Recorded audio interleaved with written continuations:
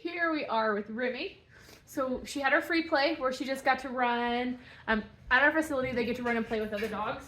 At home, that would look like just your backyard. So we had free play.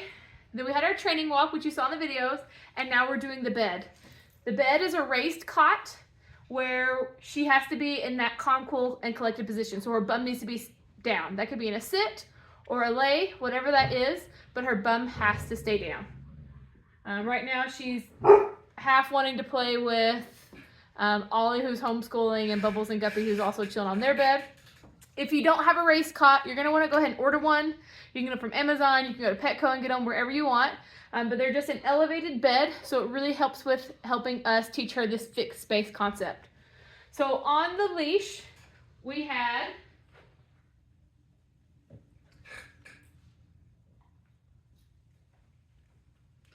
we correct through contact pressure. On the bed, you'll see us correct through distance pressure. She is still young, so we're going to keep a close eye on that leash to make sure she doesn't chew it up. If she does start chewing on it, we're just going to get a different leash that she can't chew on so that she doesn't chew on it. Here she's getting off the bed.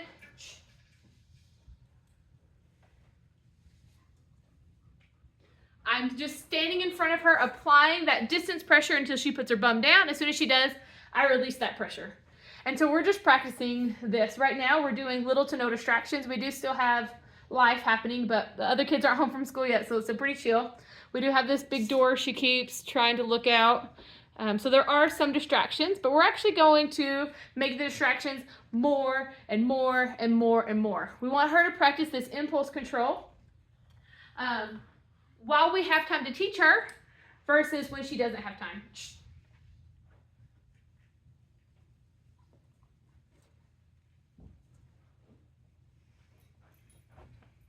I think we need to trade out for the other bed.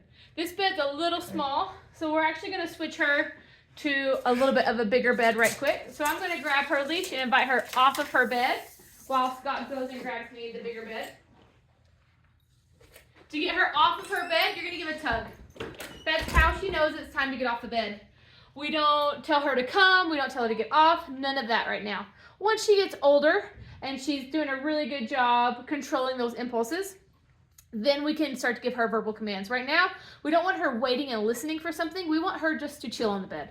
I want to be able to have a party in this house and her just chill. I want to be able to run the dogs around the house, have the kids run and scream and have Nerf wars, whatever that looks like. I want to be able to do that without her reacting to anything.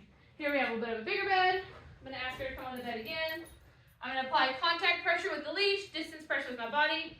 I'm going to drop that leash. There, she stood up. If you notice when I apply distance pressure, I'm staying right in front of her face.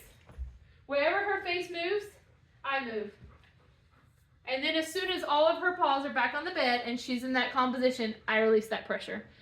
You're going to see she's going to do funny things like have a paw off, have a tail off, have an ear off. Those are all naughty. We don't do any of those. Because what happens is once she has a paw off, then she has a whole arm off, and then she has a whole side off. And eventually she's laying beside the bed instead of on the bed.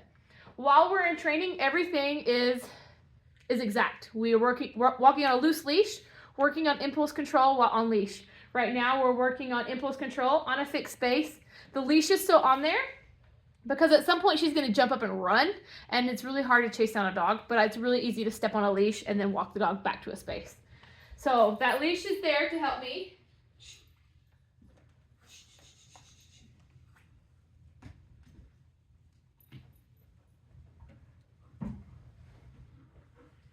Guide her back to her bed. There you can see I was applying distance pressure, but she was refusing to scoot back.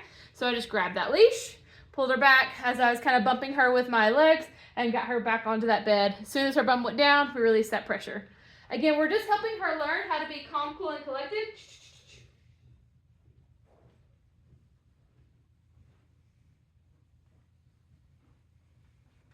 While in the home.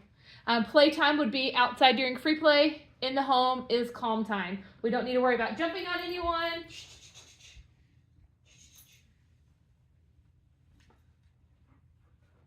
Barking at anyone, running anywhere, anything like that. We just want her to learn how to be chill in the house.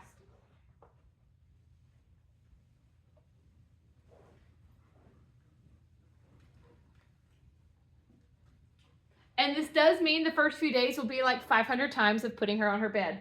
And that's totally fine. She needs to practice and push boundaries so that she knows what to do. And as you're learning how to correct her when she's being obstinate or pushing really hard, you'll learn to use the same tactics I'm using. So we'll just recall her training and she's able to remember it and do it for you as well. So we want to show you her learning process and how we work with it. So that way when she gets home and she's pushing back for you, you know exactly what to do for it. So for us, she's going to push really hard and it's going to be a good learning experience and she's going to get the hang of it. She's going to go back to you. She's going to try to push and say, no, we didn't have any rules at home. I could jump on the furniture, run around the house and jump on every guest. And you're going to say, no, rules are the same now. And she's going to go, okay, I know what you're asking me to do. So she'll know what to do. It will just be you making sure that you are helping her remember. So here she's on this fixed space, learning how to be calm, cool, and collected, and having an awesome time, an awesome experience. Right now, she's not super comfortable about it. She's like, oh, how do I get off of that? I really want to go lay with those other dogs. I really want to go sit with that other kid. But once she realizes how good it feels to just really enjoy her playtime, really enjoy her downtime, and know that people are going to come love on her, she'll start to feel really, really good about everything.